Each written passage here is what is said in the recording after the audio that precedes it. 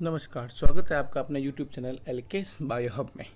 आज हम मानव नेत्र तथा रंग बिरंगे संसार में दूर दूरदृष्टि दोष व निकट दृष्टि दोष के बारे में विस्तार से अध्ययन करेंगे। इस वीडियो को लाइक करें, सब्सक्राइब करें।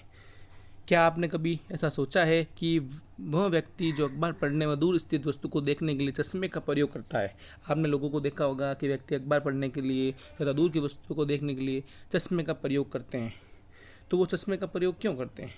आपके सामने प्रश्न उठता है कि वो ऐसा क्यों करते हैं, चश्मे का प्रयोग क्यों करते हैं, कि बिना चश्मे के वो क्यों नहीं देख पाते हैं।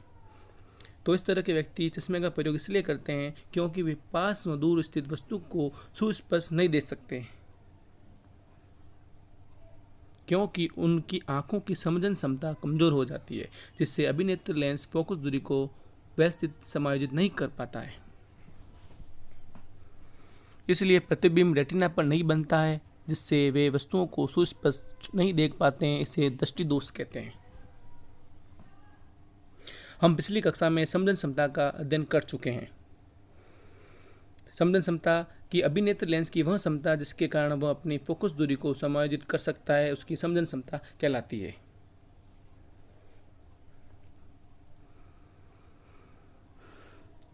यहाँ पर मनुष्य की आंखों में मुख्यतः 3 प्रकार के दृष्टि दोष होते हैं। पहला है निकट दृष्टि दोष, दूसरा है दूर दृष्टि दोष और तीसरा प्रकार है जरा दूर दृष्टि दोष।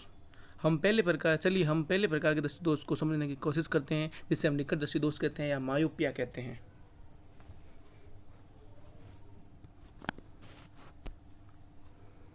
पहली स्थिति आप देखते हैं कि क्या आपने कभी ऐसे दोस्तों को पास की वस्तु स्पष्ट नहीं देख सकते हैं, जैसे अपनी पुस्तक पढ़ने में उनको बहुत दिक्कत होती है।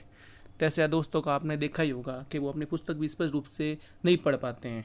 और दूसरी स्थिति ये है कि क्या आपने कभी ऐसे व्यक्ति को देखा है जो पास की चीज़ों को स्पष्ट देख सकते हैं, किंतु वे दूर की वस्तु को देखने के लिए चश्मे का प्रयोग करते हैं।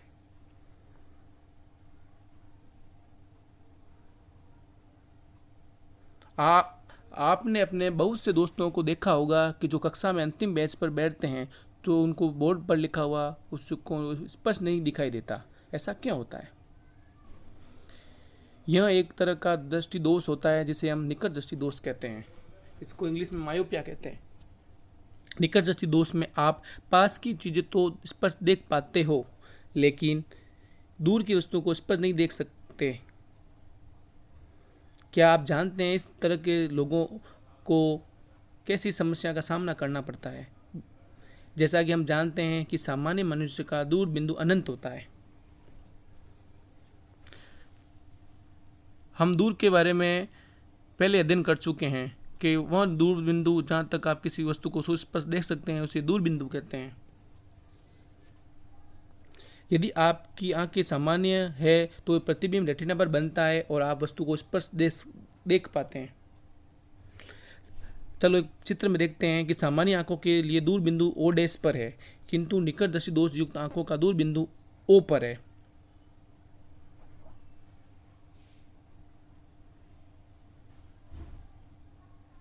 निकट दृष्टि दोष युक्त आंखों में दूर बिंदु अनंत से पास होता है, अर्थात अनंत से आंखों की तरफ विस्थापित हो जाता है। दूर बिंदु के विस्थापित होने के कारण अभिनेत्र लेंस की वक्रता बढ़ जाती है। अभिनेत्र लेंस मोटा हो जाता है, इसलिए अभिनेत्र लेंस की फोकस दूरी घट जाती है। इसलिए प्रतिबिंब रेटिना से पहले बनता है और व्यक्ति वस्तु को स्पष्ट नहीं देख पाता है। क्या आप जानते हैं इस प्रकार के दोष को किस तरह सही किया जा सकता है? वीडियो को रोककर आपस में सहपाठी से चर्चा करें। हम निकट दृष्टि दोष को सही करने के लिए अवतल लेंस का प्रयोग करते हैं। हम अवतल लेंस अथवा अपसारी लेंस के बारे में पिछले अध्याय में पढ़ चुके हैं। अवतल लेंस किरणों को अपसारित करता है। आप यहाँ पर देख रहे हैं कि जब निकट दृष्टि दोष युक्त व्यक्ति अवतल लेंस का प्रयोग करता है तो यह लेंस इससे गुजरने वाली किरणों को अपसारित कर देता है। यहाँ पर निकट दृष्टि दोष को युक्त लगा हुआ है, अवतल लेंस का प्रयोग किया गया है। यह प्रतिबिंब को रेटिना पर बनाने के लिए फोकस दूरी को बढ़ा देता है। क्या आप देख रेटिना पर प्रतिबिंब बनाने के लिए फोकस दूरी को बढ़ा रहा है। इसलिए निकट दृष्टि दोष युक्त व्यक्ति अवतल लेंस की सहायता से दूर वस्तु को सुस्पष्ट देख सकता है। जैसे आप चित्र में देख रहे हैं कि अवतल लेंस के प्रयोग से वस्तु स्पष्ट दिखाई देती है। दृष्टि दोष में आपने पढ़ा है कि निकट दृष्टि दोष में कैसी चीज़ें इस पर देख पाते हैं, रेटिना पर प्रतिबिंब कैसे बनता है और किस प्रकार के लेंस का प्रयोग होता है। धन्यवाद।